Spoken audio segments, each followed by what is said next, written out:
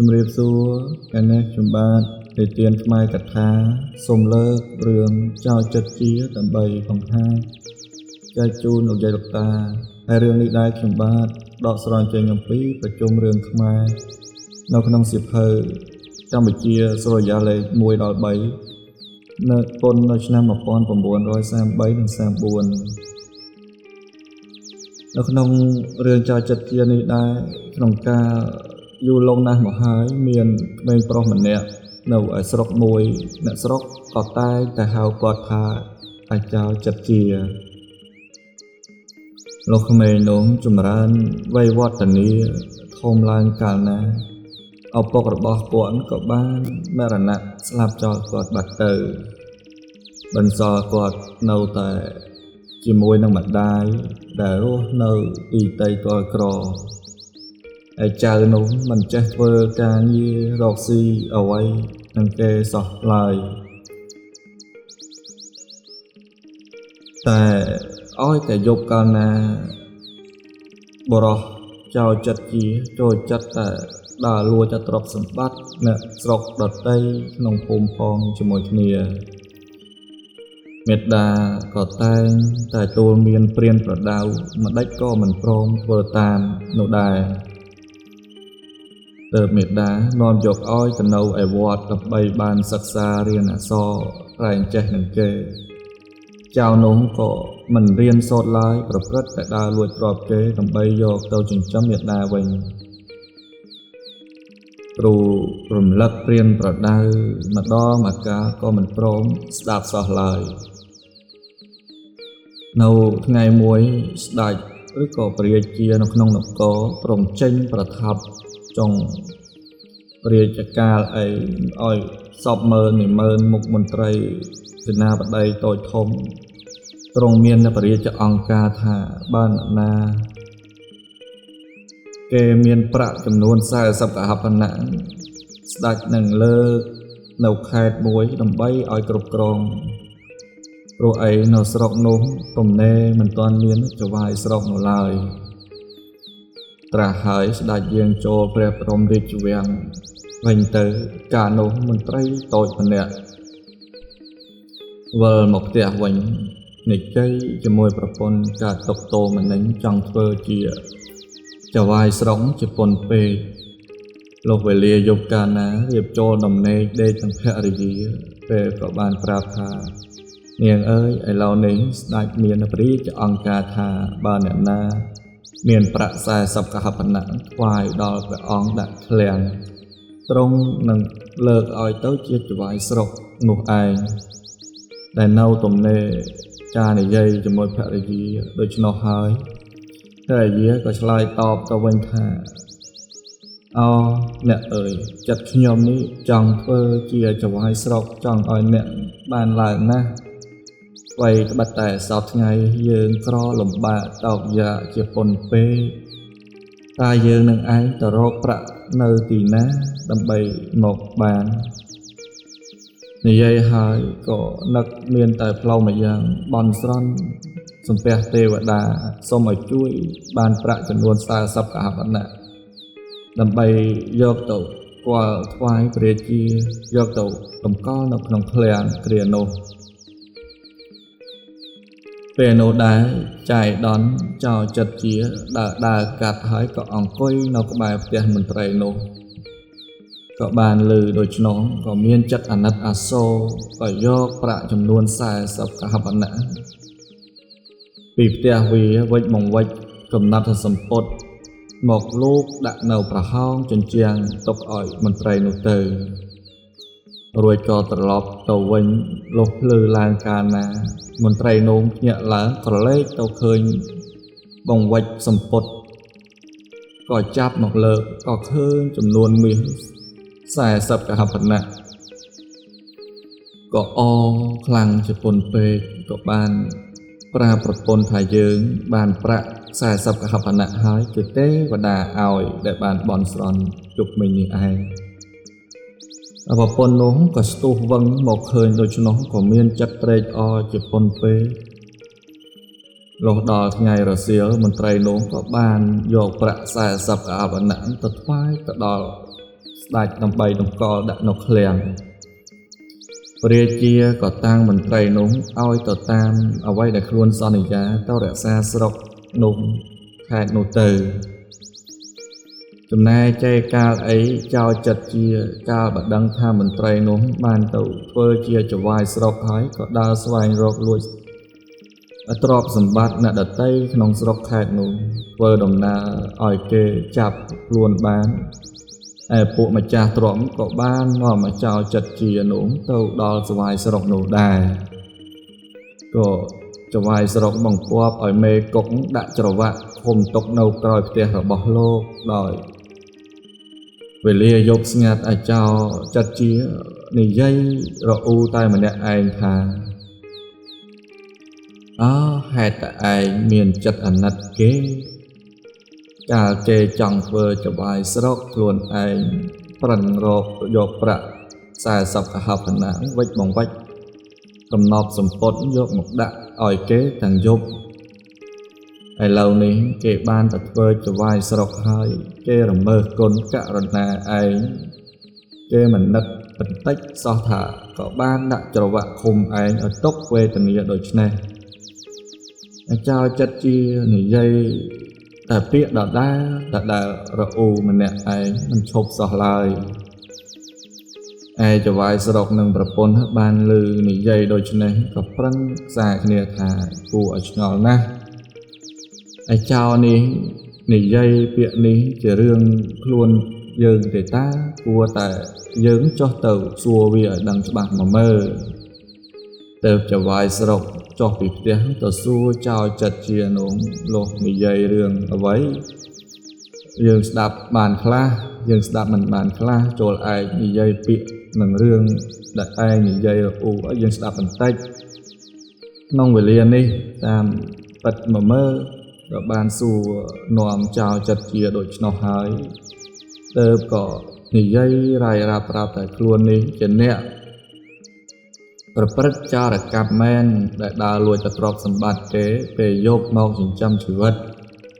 កាលបើដែលលោកនៅជាមន្ត្រីតូចពុំទាន់បានធ្វើជាចវាយស្រុកនៅឡើយវេលាយប់នោះខ្ញុំបានដើរលួចគេហើយយក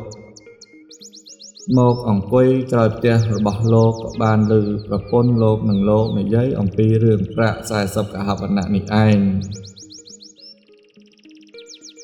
ការយកទៅថ្វាយស្ដេចដើម្បីបានទៅធ្វើជាសវាយស្រុកក្នុងខេត្តមួយនេះប្រាប្រពន្ធលោកយើងក្រក្រៃលំបាកតោកយ៉ាដូច្នោះក៏បានរាយរាប់ប្រាប់ដំណើរសេចក្តីដែលបានស្ដាប់ឮដូច្នោះខ្ញុំក៏មានចិត្តអាណិតអាសូរក៏ទៅយកប្រាក់40កហបណៈអំពីការលួចគេនៅទីផ្សេងនៅផ្ទះខ្ញុំនោះវិចកំណត់ជាសម្ពត់នៅឯងមកដាក់ចិត្តក្បាលដំណេករបស់អ្នកនឹងឯងទុកជូនឲ្យរួចក៏ខ្ញុំត្រឡប់ទៅវិញថ្ងៃក្រោយក៏បានឮថាលោកបានធ្វើជាចវាយស្រុក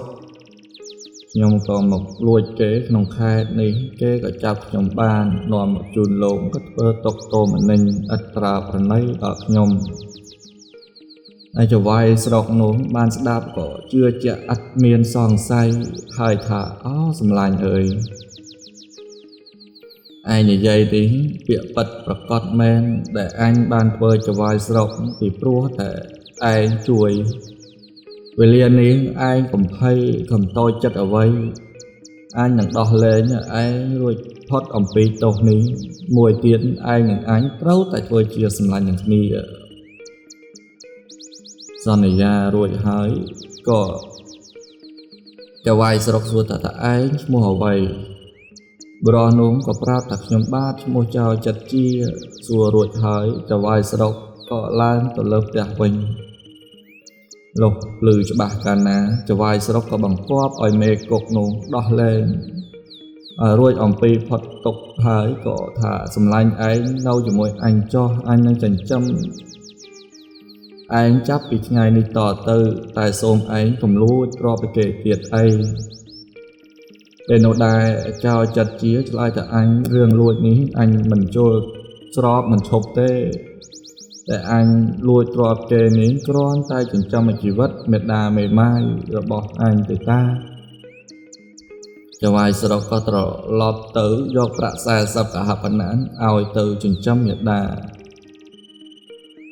ចៅចិត្តជាមិនព្រមយកក៏ចៅហ្វាយស្រុកសួរថាផ្ទះសម្លាញ់ឯងនៅឯណាចូលឯងប្រាប់អញឲ្យត្រង់សួរដំណើរដើមតងចៅចិត្តជាក៏ប្រាប់ទៅថាផ្ទះនៅទីនេះទីនោះក៏ហើយក៏លាគ្នាពីពេលនោះទៅផ្ទះវិញទៅគ្រានោះលោកឧបរាជនោះឯងនិងមន្ត្រីតូចម្នាក់លើកក្តីវិវាទទាស់តែងគ្នាជាមួយគ្នាយូរខែមកហើយមន្ត្រីនោះ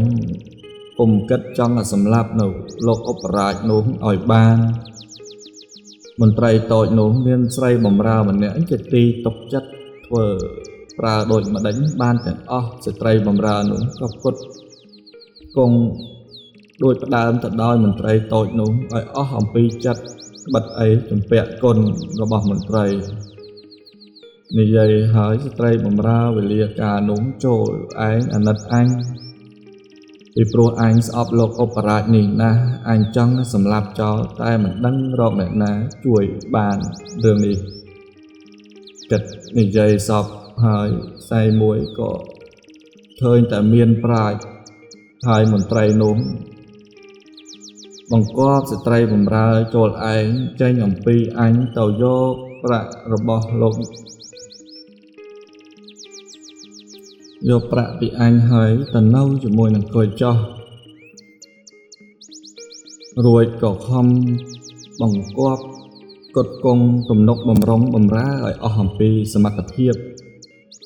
ឲ្យដូចកាលនៅជាមួយនឹងអញបើឯងបំរើខាងក្រៅដល់លោកយំប្រាជ្ញនោះគេຕົកចិត្តស្និទ្ធស្នាលត្រូវឯងចូលបំរើខាងក្នុងចក្រជាពំខានលោកបានហើយឯងចាំមើលវេលាកាលល្អសម្រាប់ចោលទៅវ័យដែលកំពុងតែដេកលងលក់ឯងចូលរំលាយសំណឲ្យក្តៅក៏យកទៅចាក់ទៅរួចក៏យកទៅដាក់ក្នុងមាត់របស់គាត់លោកឧបរាជនឹងស្លាប់មិនមាននរណាម្នាក់ដឹងឡើយឯងធ្វើដូចគំនិតនេះអញនឹងចេញប្រាក់រួចមកវិញរួចមកនៅជាមួយនឹងអញវិញចាប់តាំងពីពេលនោះទៅនិយាយប្រាប់ប្រាយរាប់អស់ហើយពេលនោះដែរស្ត្រីបំរើនោះទទួលការងារសពហើយវេលាយប់នោះដែរចៃដន្យចោលចិត្តជាគាត់ដើរចូលទៅលួចគេហើយអង្គុយក្រៅផ្ទះមន្ត្រីនោះកាលមន្ត្រីនោះកំពុងតែនិយាយជាមួយនឹងស្ត្រីបម្រើឲ្យសម្លាប់លោកឧបរាជដូច្នេះម្ដេចក៏វាស្ដាប់ស្ថានភាពបានទាំងអស់នៅពេលដែលគាត់ឮអ្នកទាំងពីរកំពុងតែផ្ដល់ឧបាយទៅវិញទៅមកក្រោយមកស្ត្រីបម្រើក៏បានសម្លាប់យកប្រាក់នោះឯងទៅសម្លាប់លោកយមឧបរាជហើយក៏សុំទៅផងលោកឧបរាជក៏ទទួលចេញប្រាក់ឲ្យទៅបម្រើនាងក៏ខំបម្រើកត់គង់ក៏ស្ដាប់បង្គាប់ណាស់នឹងឯងជាមួយនឹងលោកជំទាវមិនអោយទាស់ចិត្តឡើយលោកឧបរាជនិងលោកជំទាវក៏ຕົកចិត្តស្និទ្ធស្នាលឲ្យចេញចូលខាងក្នុងខាងក្រៅបម្រើការងារតូចធំចិត្តដិតរៀងមកវេលានោះពេលយប់ស្ងាត់ស្ត្រីបម្រើនោះក៏ដឹងថាលោកឧបរាជនិងលោកជំទាវសម្រាប់លងលក់ហើយវាដុតនៅភ្លើងរំលាយសំណឲ្យក្តៅពុះហើយចាក់ចូលហើយក៏លើកសំណនោះចាក់ចូលទៅក្នុងមាត់របស់ឧបរាជពេលនោះដែរឧបរាជក៏ស្លាប់ទៅរួចក៏ត្រឡប់ទៅដេកនៅកន្លែងស្ត្រីបម្រើដោយតាមវិញលុះព្រឹកកាលណាលោកជំទាវភ្ញាក់ដឹងថាប្តីស្លាប់ក៏ស្រែកឆោឡោផ្អើលអស់មនុស្សម្នាមកមើលឃើញស្លាប់មែនតែមិនដឹងថាស្លាប់ទៅដោយរោគអ្វីព្រោះគ្មានស្លាកស្នាមបន្តិចសោះឡើយលោកជំទាវក៏ក្រាបបង្គំទូលទៅស្ដេចរឿងដែលស្លាប់នេះឯងព្រះជាទៅចាត់ឲ្យមន្ត្រីមកមើល តែក៏មិនដឹងថាស្លាប់ទៅដោយរោគអ្វីសោះឡើយព្រោះគ្មានដង្ករបួសស្នាមឬក៏បង្គំទូលទៅតាមរឿងព្រះរាជាទ្រង់ក៏យកសពទៅបញ្ចុះទៅតាមសមគួរពីនោះទៅក្រោយនោះជារដូវបុណ្យទានវាមើលសពមុខមន្ត្រីចូលគាល់ព្រះមហាក្សត្រទ្រង់មានព្រះរាជអង្គការថាបើនរណាដឹងរកឈ្មោះមនុស្សដែលសម្លាប់